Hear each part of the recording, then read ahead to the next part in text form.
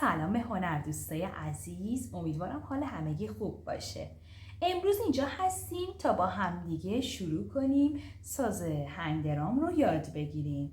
پس لطفاً کانال من رو سابسکرایب کنید و از من حمایت کنید تا بتونیم قدم به قدم این ساز رو به صورت اصولی یاد بگیریم. خب اول از همه مقابل ساز میشینید، این برند ساز رو پیدا میکنید.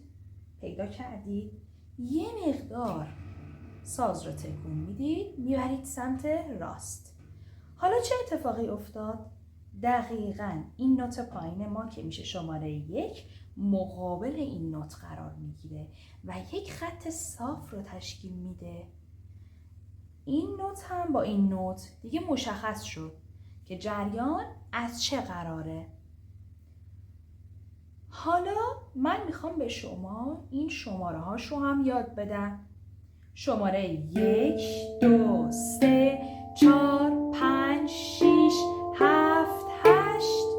درسته؟ به اینم میگن دینگ. پس این شماره هاش رو یاد گرفتید و اگر بخوایم به صورت نوت بگیم اینطوریه: لا سی دو ره می فا سول لا. درسته؟ خیلی خوب. حالا نکته دیگه‌ای که هستش اینه که ما باید قسمت‌های این ساز رو یاد بگیریم. این که دینگه، درسته؟ اینم شولدره. این قسمت چی؟ این گودیایی که اینجاست ما به اینا میگیم دیمپل، جایی که نوتامون قرار میگیره. دیمپل. به اینا چی میگیم؟ به این جاهایی که قرار ضربه بزنیم ما. دقت کنید خیلی مهمه، ضربه های ما باید اینجا بخوره، یعنی بهترین صدایی که میتونیم بگیریم همینجاست. به اینا میگیم تونفیلد. این که دینگه، درسته؟ پس این صفحه کلا میشه دینگ سایت. این قسمت زیرینش میشه گو سایت. درسته؟ خیلی خوب. حالا انگشتای منو ببینید. شستمون ما گفتیم که 1 2 3. ما برای این که شماره 1 و 2 و 3 رو بزنیم یا لا سی دو باید از شستمون استفاده کنیم. حالا کدوم قسمت ها؟ نگاه کنید دست منو. یا با دست راست میزنید یا با دست چپ. حالا من میخوام نوت لا یا همون شماره 1 رو بزنم. نگاه کنید. اگه با دست راست بزنم این قسمت، اگه با دست چپ بزنم این قسمت. درسته؟ حالا این قسمت چی؟ همینجا. اینجا این قسمت با شستمون میزنیم. حالا 1 2 3. 1 2 3 لا سی دو لا سی دو.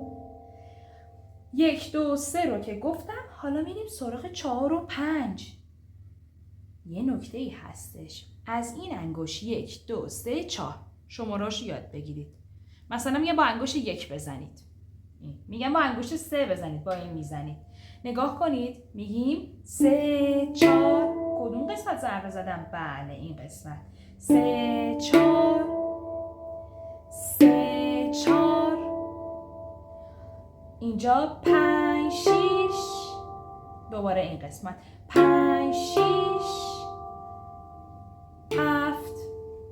1 2 3 4 5 6 7 8. ببخشید اونجا اشتباه کردم، گفتم 1 2 3 4 5.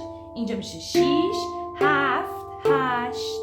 پس 6مون اینجاست، 7مون اینجاست، 8مون اینجاست. لا لا لا سی دو ره می فا سول لا. تا اینجا که اومدی دوباره برعکس تکرار کن. پس اول یاد بگیر که کدوم نوت رو باید با کدوم انگشت بزنی. نگاه کنید.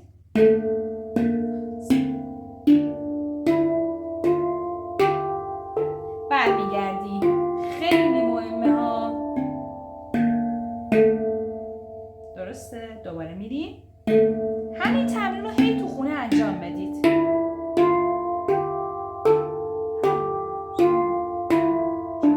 3 2 1 نگارشش هم خیلی مهمه. 1 2